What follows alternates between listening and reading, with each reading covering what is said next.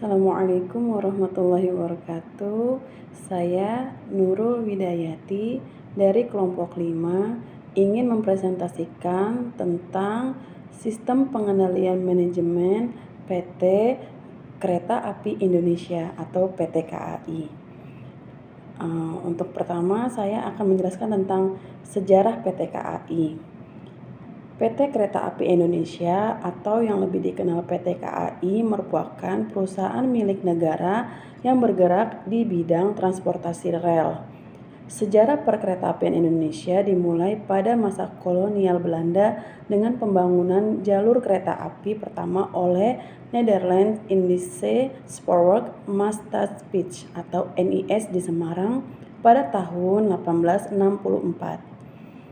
Jalur ini diresmikan pada 10 Agustus 1867, menghubungkan Semarang dan Tanggung. Pada masa penjajahan Jepang tahun 1942 sampai 1945, seluruh jaringan perkeretaapian dikelola untuk kepentingan militer. Setelah Indonesia merdeka, pada 28 September 1945, pegawai Indonesia mengambil alih pengelolaan kereta api dari Jepang, yang menjadi tonggak lahirnya Jawatan Kereta Api Republik Indonesia atau DKARI. Seiring waktu, bentuk kelembagaan perkeretaapian terus berubah dari DKARI menjadi PNKA atau Perusahaan Negara Kereta Api, kemudian menjadi Perumka, dan akhirnya pada 1999 menjadi PT Kereta Api atau Persero. PT KAI melakukan berbagai inovasi, termasuk digitalisasi layanan tiket melalui KAI Akses, peningkatan layanan pelanggan, serta pengembangan jalur kereta baru. Pada 2023, PT KAI juga menjadi operator kereta cepat pertama di Asia Tenggara melalui proyek WUS atau KCIC Jakarta-Bandung. Kemudian, saya akan menjelaskan tentang visi, misi, dan tujuan PT KAI. Visi PT KAI adalah menjadi solusi ekosistem transportasi terbaik untuk Indonesia.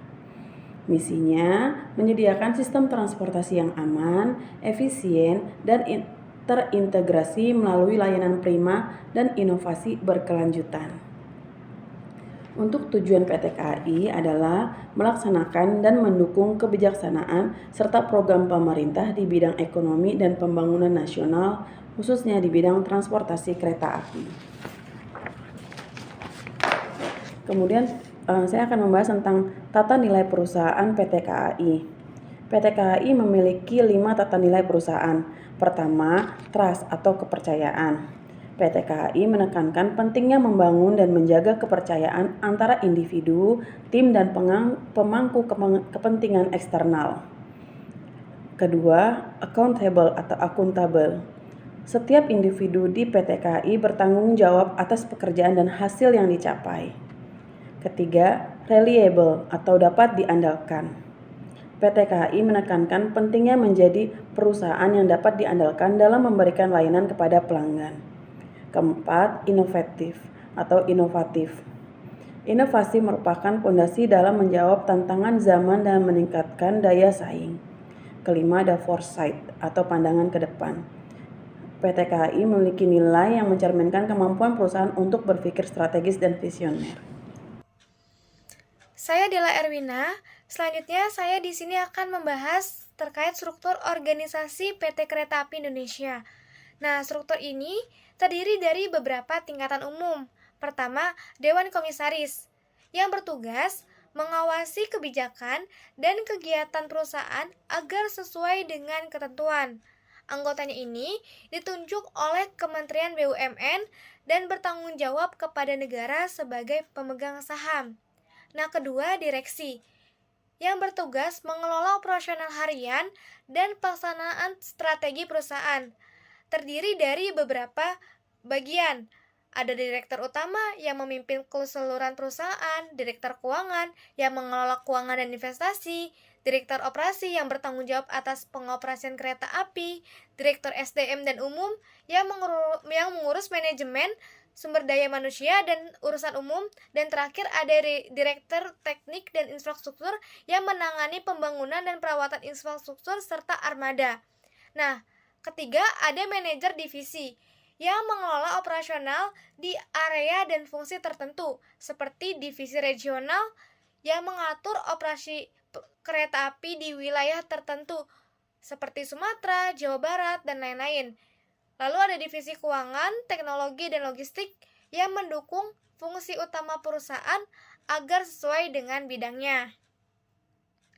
Nah, selanjutnya saya membahas terkait perencanaan strategis dan operasional.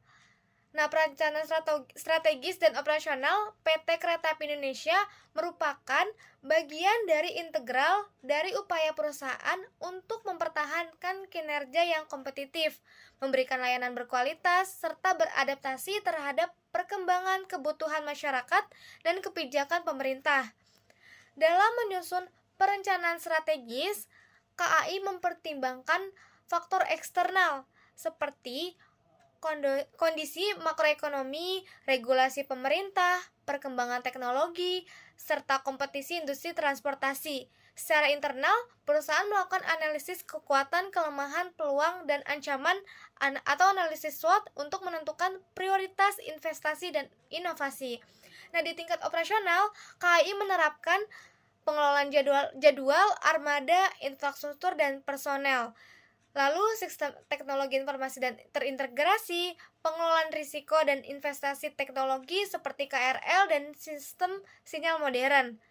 Tujuan akhirnya mewujudkan layanan transportasi rel yang handal, aman, efisien, dan sesuai kebutuhan masyarakat. Saya Lia Preni, saya akan melanjutkan pelaksanaan dan pengukuran kinerja. Pelaksanaan kinerja PT Kereta Api Indonesia atau disebut PT KAI dilakukan secara sistematis dan terstruktur untuk memastikan bahwa seluruh aktivitas operasional dan strategi berjalan sesuai dengan sasaran yang telah ditetapkan dalam rencana dan anggaran perusahaan maupun rencana jangka panjang perusahaan, dan mencakup implementasi program dan kebijakan di berbagai unit kerja, baik di tingkat pusat maupun daerah operasional, dengan mengacu pada target-target kinerja yang telah disusun sebelumnya. Dalam hal pengukuran kinerja, PT KAI menggunakan berbagai indikator utama KPI yang mencakup aspek keuangan, operasional, layanan pelanggan, keselamatan, serta pengolahan sumber daya manusia.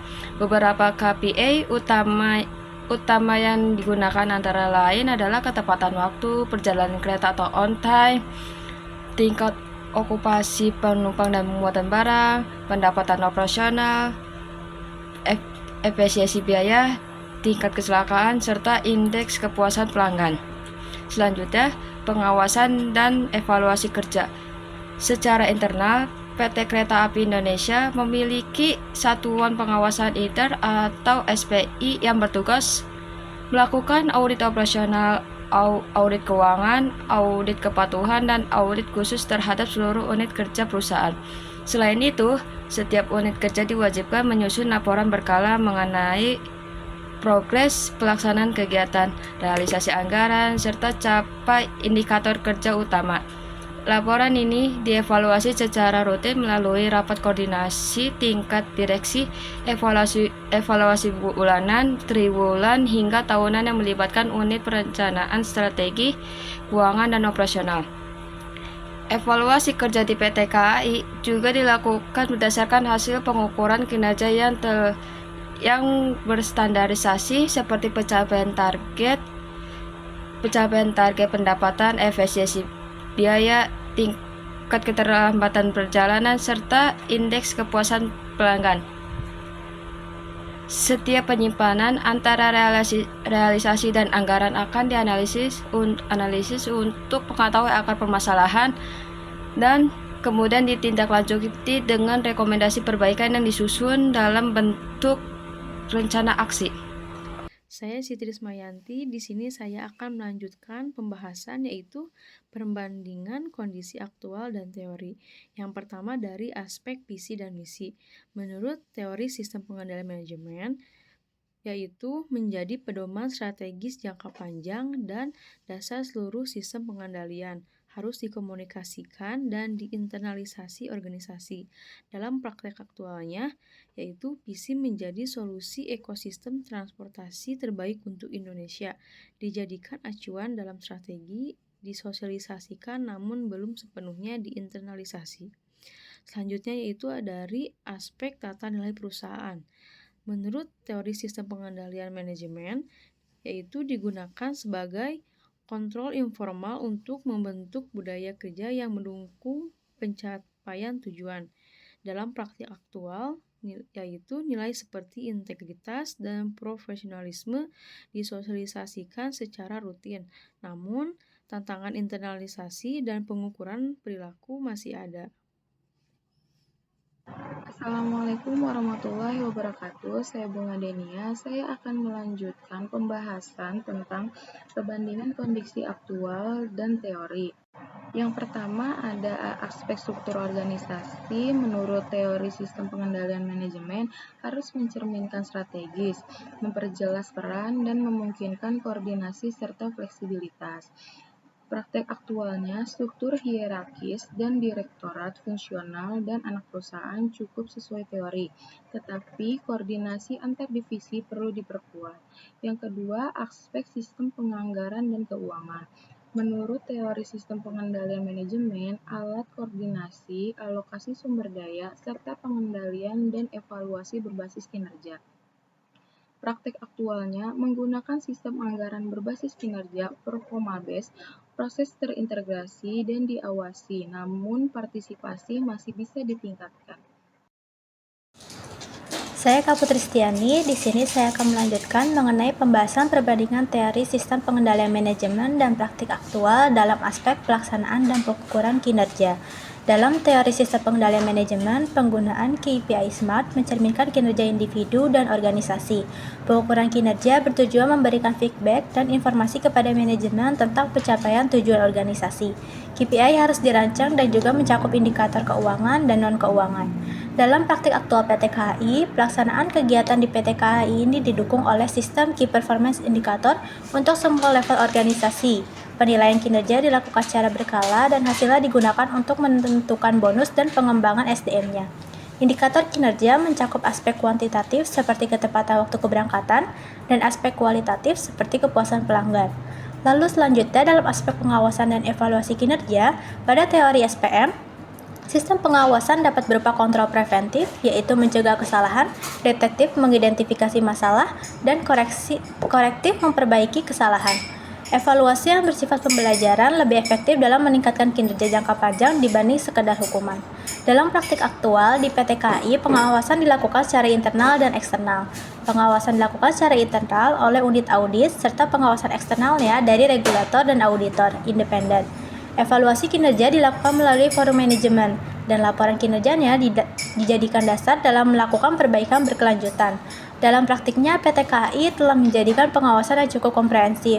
Akan tetapi, tantangan utamanya adalah memastikan bahwa proses evaluasi menghasilkan tindakan nyata yang memperbaiki sistem, bukan hanya laporan. Pendekatan evaluasi berbasis dialog dan partisipasi perlu dikembangkan agar kebaikan dilakukan dari akar masalah, bukan hanya gejalanya.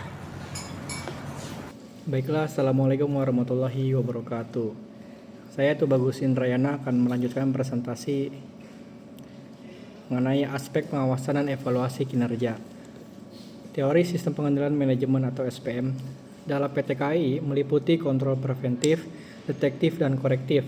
Evaluasi harus menghasilkan pembelajaran dan tindakan yang nyata. Praktik aktual di PT Kereta Api Indonesia. Ada pengawasan dilakukan internal dan eksternal. Evaluasi dilakukan berkala, tetapi seringkali fokus pada pelaporan belum maksimal dalam mendorong perbaikan sistem. Baiklah, kesimpulannya, berdasarkan hasil analisis terhadap penerapan sistem pengendalian manajemen atau SPM di PT Kereta Api Indonesia, dapat disimpulkan bahwa secara umum perusahaan telah menjalankan praktik manajerial yang sejalan dengan konsep dan prinsip teori sistem pengendalian manajemen. Secara keseluruhan, PT KAI telah menerapkan sistem pengendalian manajemen yang cukup komprehensif dan sesuai dengan teori. Namun, keberhasilan implementasi sangat bergantung pada budaya organisasi, kepemimpinan, dan partisipasi karyawan. PT KAI perlu terus mengembangkan pengendalian berbasis nilai dan strategi yang adaptif agar mampu menghadapi tantangan eksternal seperti persaingan, digitalisasi, dan ekspektasi publik terhadap layanan yang efisien dan manusiawi. Sekian, terima kasih.